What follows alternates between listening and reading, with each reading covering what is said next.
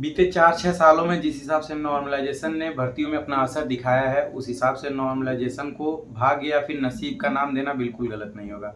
मैं बात कर रहा हूँ यूपी पुलिस में नॉर्मलाइजेशन का क्या असर होने वाला है, कितने नंबर नॉर्मलाइजेशन बढ़ा सकता है और किस शिफ्ट के नॉर्मलाइजेशन में नंबर बढ़ सकते हैं या घट सकते हैं और मैक्सिमम कितने नंबर तक नॉर्मलाइजेशन में नंबर बढ़ सकता है। इन सब चीज़ों को जानने के लिए आपको ये वीडियो देखना पड़ेगा। तो अगर आपको ज़रूरत है नॉर्मलाइजेशन के बारे में जानकारी लेने के लिए तो आप इस वीडियो पे समय दे सकते हैं। तो सबसे पहले जानने की ज़रूरत है कि इसके पहले जो भी यूपी पुलिस की वैकेंसी आई थी उसमें नॉर्मलाइजेशन का क्या असर रहा था।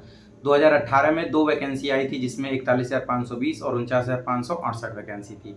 अगर दोनों के कट ऑफ की बात करें तो पहले और दूसरे भर्ती के कट ऑफ में ज़मीन आसमान का अंतर था, क्योंकि पहले वैकेंसी में लगभग 225 के आसपास कट ऑफ था, वहीं दूसरे वैकेंसी में 200 के अंदर कट ऑफ चला गया था। इसके पीछे का रीजन आप लोगों को जानना चाहिए। पहले वैकेंसी के 2 शिफ्ट के पेपर को हाई कोर्ट के आदेश के कारण निरस्त कर दिया गया था और दोबारा पेपर कराया गया था, जिसके कारण नॉर्मलाइजेशन में लगभग 30 से 40 नंबर तक बढ़ गए थे। इस वजह से ये कट ऑफ इतना चला गया था। लेकिन अगर वहीं दूसरी वैकेंसी की बात करें तो उसमें कट ऑफ लगभग 184 या 85 के आसपास रह गया था। तो इससे आप ये तुलना नहीं कर सकते हैं कि इस बार का कट ऑफ कितना जा सकता है। तो अगर उस हिसाब से देखा जाए तो आपके दिमाग में एक प्रश्न जरूर चल रहा होगा कि इसमें क्यों नहीं 30 से 40 नंबर मिल सकता है। तो इसमें किस कारण से 40 नंबर नहीं बढ़ेंगे, इस चीज को मैं आपको बता देता हूँ। तो सबसे पहले ये देखा जाता है कि किस शिफ्ट का पेपर कठिन है। नॉर्मलाइजेशन उन्हीं पेपरों में लागू होता है जिसमें 2 या 2 से अधिक शिफ्ट में पेपर कराए जाते हैं। तो आपको पता है कि 5 दिन और 10 शिफ्टों में पेपर हुआ था, तो नॉर्मलाइजेशन की प्रक्रिया इसमें लागू होगी। नॉर्मलाइजेशन में नंबर ज्यादा बढ़ते अगर पेपर के लेवल में बहुत ज्यादा डिफरेंस देखने को मिलता है, लेकिन लगभग पेपर का जो फॉर्मेट था थोड़ा सेम ही था। लेकिन ये जरूर कहा जा सकता है कि जिनका पेपर स्टार्टिंग में होता है उनको हमेशा नॉर्मलाइजेशन का फायदा मिलता है, उसके साथ साथ जिनका पेपर कठिन होता है उनको भी नॉर्मलाइजेशन का ज्यादा फायदा मिलता है। तो अब निकालते कैसे हैं कि कौन सा पेपर आसान था, कौन सा पेपर कठिन था। तो ये चेक करते हैं कि उस शिफ्ट में एवरेज अटेम्प्ट कितना है। एवरेज अटेम्प्ट मतलब उनके पास तो सभी डाटा होता है। मान लीजिए 23 के फर्स्ट शिफ्ट में लगभग सब लोगों ने 90 से 100 के बीच में अटेम्प्ट किया, तो इसको ये कह सकते हैं कि पेपर कठिन था, इस वजह से उन्होंने ज्यादा नहीं अटेम्प्ट कर पाया। अगर वहीं किसी और शिफ्ट की बात करें जिसमें देखा जाए कि लगभग 120 से 130 के आसपास लोग क्वेश्चन अटेम्प्ट कर पाए हैं, इसका मतलब वो पेपर कठिन है। तो उसके तुलना में पहले वाले शिफ्ट को ज़्यादा नंबर मिलता है। तो इस आधार पर निकाला जाता है कि कौन सा पेपर कठिन था, कौन सा पेपर आसान था। अब दोनों के लेवल को बराबर करना पड़े। अब दोनों के लेवल को बराबर करने के लिए ही नॉर्मलाइजेशन की प्रक्रिया लागू की जाती है। लेकिन अब उन लोगों के साथ अन्याय हो जाता है, या फिर आप लोग तो कहोगे ही ना कि भाई पेपर आसान था, इसमें मेरी क्या गलती है, मुझे भी अगर कठिन वाला मिलता तो मैं भी कर देता। लेकिन आप एक चीज़ समझो कि अगर आपको पेपर आसान मिलता है तो आप वहीं अटेम्प्ट करोगे 120 से 130 क्वेश्चन, जिसमें अगर 10 से 15 गलत कर दो तो 110 के आसपास चला जाएगा। लेकिन जिनके पेपर कठिन है वो 90 से 95 अटेम्प्ट कर पा रहे हैं, तो ऑब्वियस है कि आप 15 से 20 क्वेश्चन उनसे ज़्यादा अटेम्प्ट कर ले रहे हो।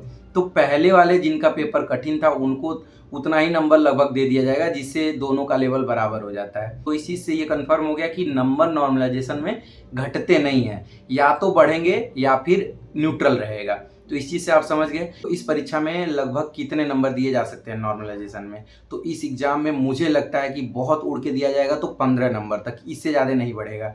क्योंकि बहुत ज़्यादा पेपर के लेवल में डिफरेंस नहीं देखा गया है। लगभग कोशिश यही किया गया था सभी पेपर का लेवल एक बराबर रखा जाए, लेकिन ऐसा हो नहीं सकता था। लेकिन फिर भी शुरुआत के जो पेपर थे 23 का फर्स्ट शिफ्ट, सेकेंड शिफ्ट और 24 का फर्स्ट शिफ्ट, ऐसे दो एक शिफ्ट और हैं जिनके शिफ्ट को कठिन माना गया है, तो इनमें लगभग इनको 10 से 15 नंबर मिल सकता है। तो कुल मिला के आपको ये जानने की जरूरत है कि 2018 में 40 नंबर तक मिला था, उतने नंबर इस बार नहीं मिलेंगे। नॉर्मलाइजेशन की प्रक्रिया ही ऐसी है कि बहुत से सेलेक्ट होने वाले बच्चे सेलेक्ट होते होते रह जाते हैं और बहुत से ऐसे जो मेरिट से बाहर जाते हैं वो फाइनल मेरिट में आ जाते हैं। इसके पीछे का रीज़न यही है कि मान लो मैंने एक पेपर दिया, मेरा टफ पेपर निकल गया और मुझे नॉर्मलाइजेशन में 15 नंबर मिल गया, तो ऑब्वियस है कि मेरा सिलेक्शन हो सकता है। कुल मिला के नॉर्मलाइजेशन की प्रक्रिया को लक या फिर भाग या फिर नसीब कहा जा सकता है, क्योंकि भाई जो सिलेक्शन में इतना ज़्यादा रोल अदा कर रहा है उस चीज़ को भाग का नाम तो देना बनता भी है।